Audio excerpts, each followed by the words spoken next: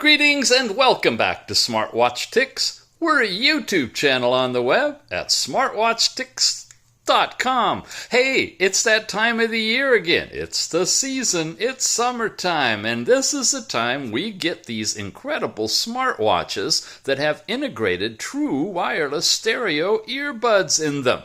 I got two new ones. This is an older one, the Lympho LEMD. We've already reviewed this, but we haven't reviewed these. Make sure you watch both reviews before you decide which one to buy. Here we go. We got a earbud 2-in-1 smartwatch, it says. QR code for the Tethering app and some of the features that are in it. Let's open it up and take a look. Here we go. There's the watch itself. Inside the box, we've got a charging wire, little 4-pin connector that looks like it'll attach this way, and yep, strong enough to hold the watch. We always do that little test. And a user's manual, and that's pretty much it. English and Chinese. Before we get to the manual, let me tell you where you can get this one. This is coming from ToledaTech. Yep, it's a Toleda watch, the Toleda T10 to be exact, and you get it straight from AliExpress and their official store. Looking at about $72. Check for the show notes below for the link to get there, and hopefully a good buying discount for you off of it as well. Again, 2-in-1, feature-wise, wow, look at this. Okay.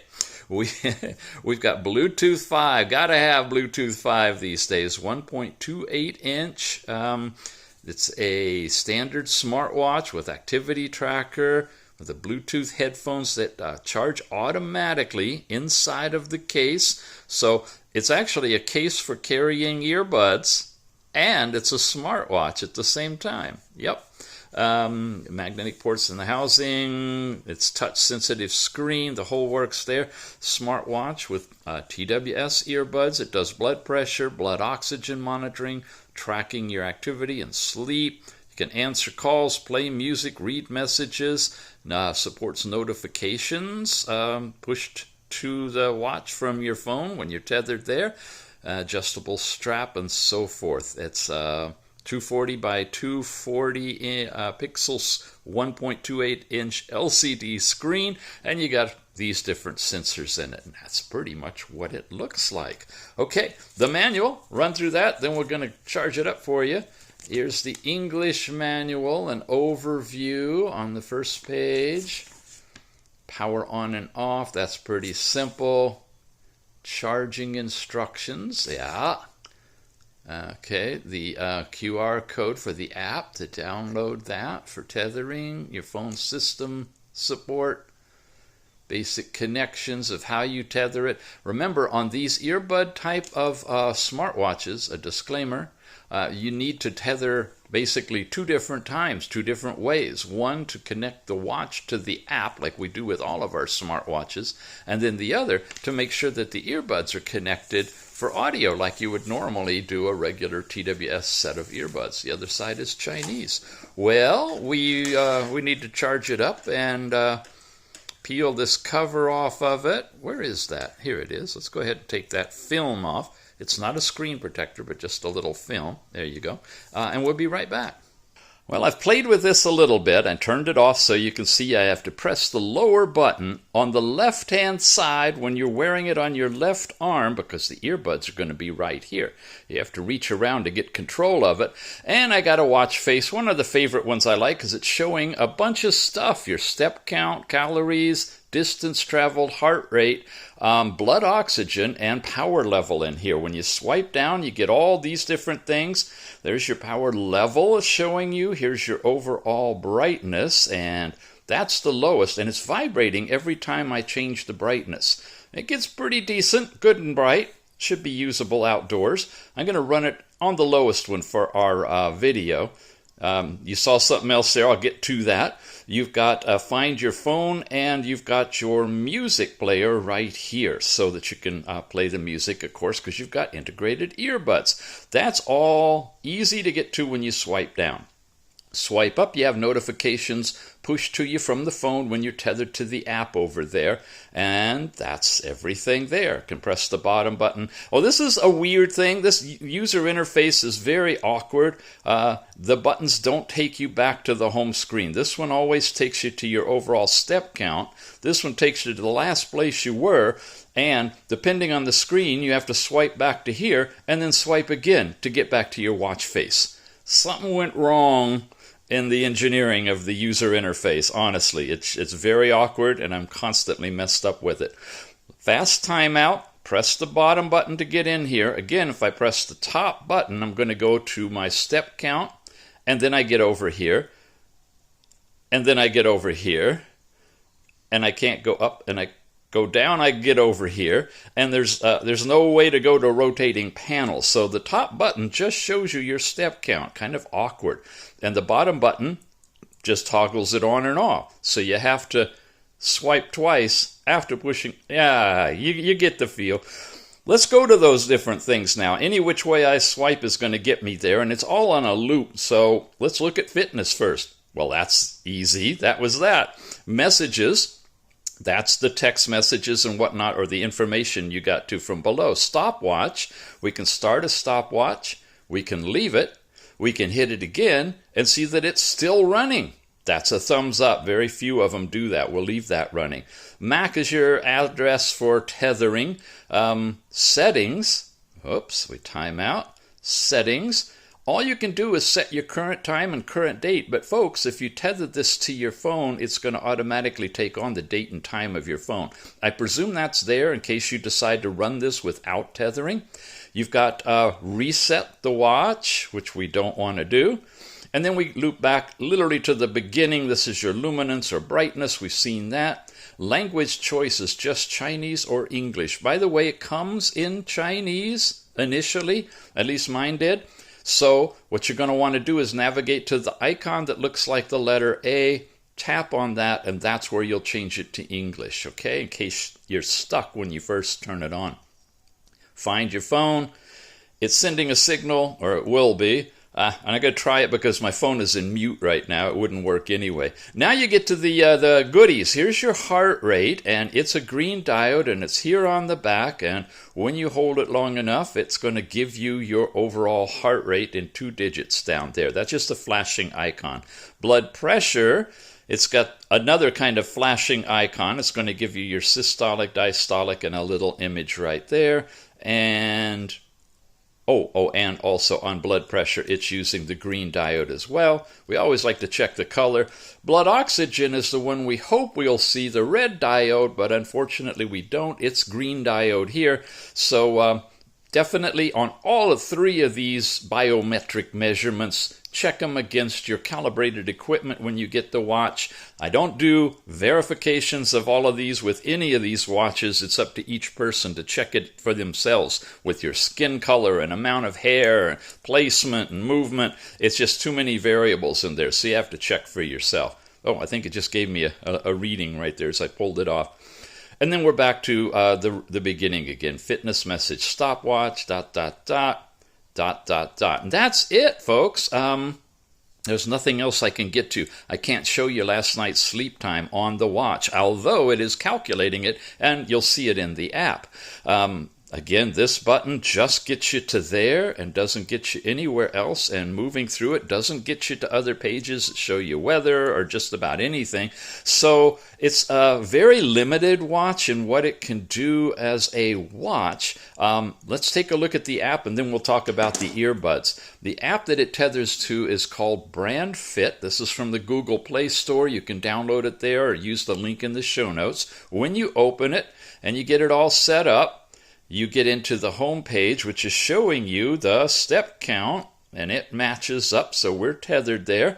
And it's showing you distance, calories, and your goal of the day and how much short I am of that goal. And that's about it. If I swipe here, I have individual records of when I have done measurements of the heart rate, which I can do remotely. So I hit start measurement with this on my arm. I can take a heart rate reading. I can reset this. I guess not. Well, I thought there was a way I could show you the continuous heart rate, but I'm not getting that. Let's see. Here's the blood pressure. You can do individual blood pressure readings. And yeah, this used to be, what is that one? That gets into all of that, which we're going to go to later. I'm getting two of them confused because I'm working back and forth with two of these, as you know, doing two reviews, and so the apps get me confused. So this is only going to take instantaneous measurements when you trigger it either here or from there.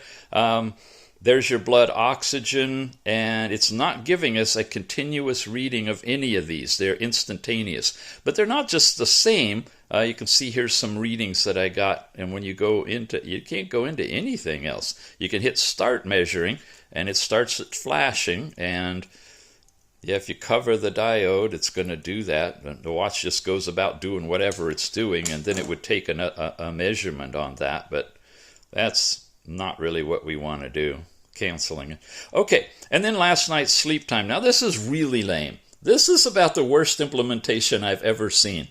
I can't look at anything more than my average sleep depth and average sleep duration for that particular day with light and deep shown on a bar chart. There's nothing to get into any more deep details. That just refreshes it, apparently.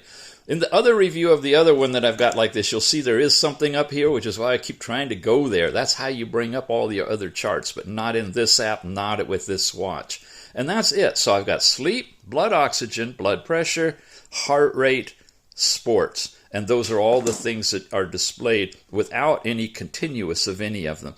Tap here, now you can put in your personal information, which I'm using generic of what came with it, and change to female in case they do period tracking, which this one does not.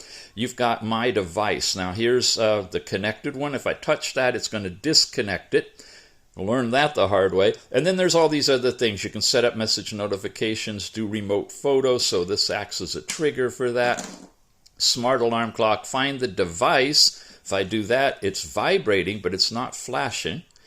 And features, which include a sedentary reminder or raise your wrist to show the time, which is I have turned on. But at night, you can turn that off if you want to, and it won't be lighting up when you roll over in bed. Finally, the version is there, the dial settings. You have 3 dials with this. There are no more directly here, but you do see that I've got a bit of a different one.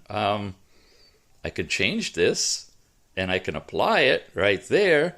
No, I guess not a different one. That's that middle one, isn't it? Okay, I'm going to apply this dial, and it has to take time to download it over to the watch. So you have just these 3 dials and no more to choose from, no server to go to. They're just the stock watch faces that are here. And you can't really... each time you have to download the one watch face to the watch. So in terms of a smartwatch, I'm really not happy with it. It's not very functional. By today's standards, we should at least have continuous heart rate. It'd be nice if it had temperature. And I don't know, blood oxygen, not using red diodes. It's kind of a step back as a watch. But if you're really buying it for the earbuds and being able to tether and play your music, that option might be something worth considering, especially if the price isn't too high. There you go, and now we've got that watch face. If I press and hold, okay, I can change a couple of them. There they are, all 3 of them. Well, that is really weird. Why do I have to download a whole thing over again just to get the watch face? Well, now this one is a black and white one. That's in color and slightly different. Anyway, maybe you got 4 options, and you can have 3 of them on here. But that's the basic overall settings in here. Now let's talk about the buds. When you pull them out, you got to get your fingernails around the edge, and they come out really easily. So I would imagine I'm not going to do it. A good bang or flinging your wrist could cause that to pop out because it's just magnetically coupled in there. Be gentle with yourself. What I've advised on other ones that we've reviewed like this is to take a strip of black tape and tape it across here on both of them. It's a little bit of a pain. You got to peel it back to pull them out, but you're not going to lose them somewhere and not know where they flew out. You see the charging light is on. It's attempting to charge that right now. And when you set this whole thing up, you'll be tethering the watch, right, to the app like you see here, and you'll be tethering the earbuds to the phone Bluetooth like you would be tethering a standard set of earbuds that you'd just be using regularly. So you have two different Bluetooth connections. So what do these things sound like? Well, I'll test them out. Wow, I love it when my expectations are totally exceeded. These little puppies, they look lightweight, they look plastic, they look really simple. I honestly did not expect much from them, but I was delightfully surprised. The quality in these are really great. You put them in your ear. For me, they stay in nicely. They're not too big. They hold in well. The audio, pretty much tuned for the human voice. So listening to streaming newscasts or audio books is great. The music playback, decent, unless... Oh, you ready for this? Unless, if you have this stuck in your ear, I wish I could show you my ear. Well, actually, you wouldn't want to see it. Let's pretend this is my ear, and it's stuck in my ear, and it kind of goes in a little bit in an angle, right? If you take your finger while your music is playing and you press slightly on it so it goes in deeper, boom! The bass comes through like nobody's business. I'm serious. It sounds like, I don't know, top of the line kind of earbuds, and they're in a little watch. I did not expect that. So as far as music playback goes, these are really, really good. And when you just groove into what you're listening to and you want to really get into it, put your fingers up to your ears and just press and hold them a little bit more. You don't press on the button to change anything, but just like right on the corners, push them in a little bit. You'll see what I mean if you get these things. So highly recommend actually this watch in terms of the earbuds and the audio capabilities. As far as everything else, well, you've seen it's kind of a crazy user interface which does odd things that you can't get out of, but no continuous monitoring of your vitals, so not really the best smartwatch in the world, but the earbuds, they're definitely worth it, and a fairly decent price. You can check for a coupon discount on this one. Again, it's ToledaTech behind it. They have their official AliExpress store, and they're selling this puppy right out of their storefront there.